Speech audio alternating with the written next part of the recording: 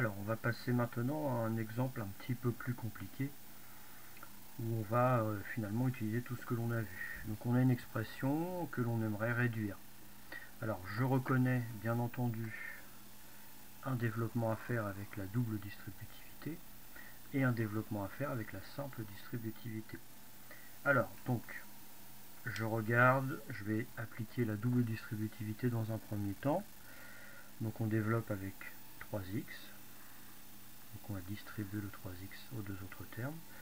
Donc on va avoir 3x fois 5x plus 3x fois 1. Ensuite, je développe avec le plus 2, plus 2 fois 5x, plus 2 fois 1. Alors, je vais réécrire pour l'instant tel quel la fin de l'expression.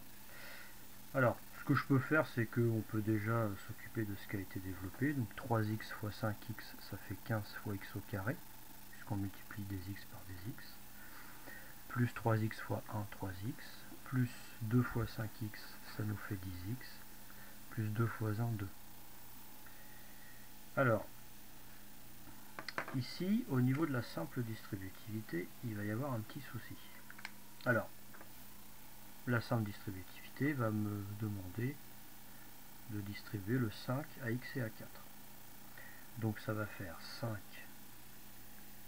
Alors je remets le moins de la soustraction, ça fait 5 fois x plus 5 fois 4. Alors, on continue. Donc ça nous fait 15 fois x au carré plus 3 fois x.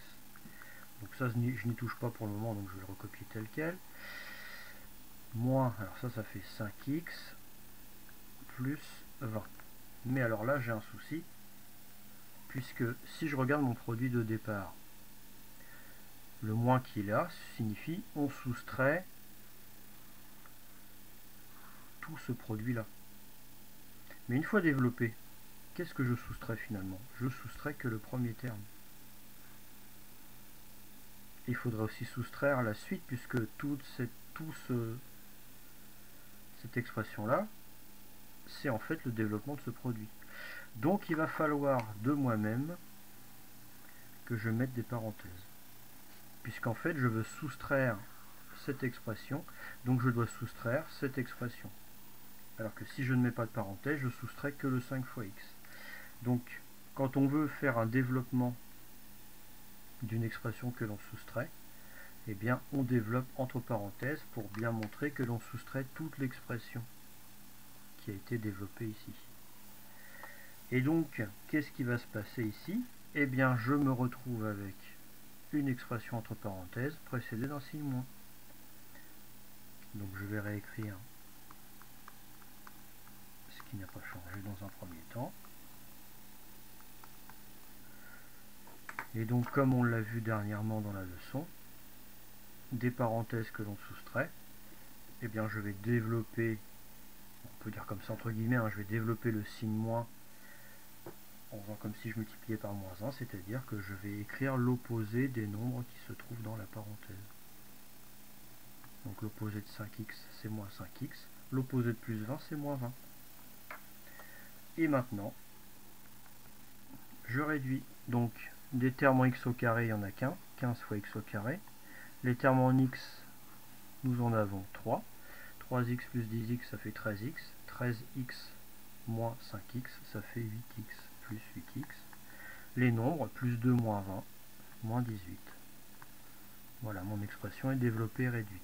Donc, ici, c'est vraiment un exemple le plus dur qu'on pourrait vous demander en quatrième. C'est-à-dire, je veux réduire une expression, j'utilise la distributivité. Là, je vais aussi utiliser la distributivité, mais comme je soustrais le produit, je vais développer dans des parenthèses pour montrer que je soustrais bien toute l'expression. Une fois que j'ai réduit, eh bien, j'utilise la règle des parenthèses précédant un signe moins. J'écris l'opposé de chaque nombre. Donc, reprenez bien cet exercice tranquillement, en essayant de bien regarder chaque étape. Et voilà, ça c'est assez difficile, mais il faut quand même être capable de le faire.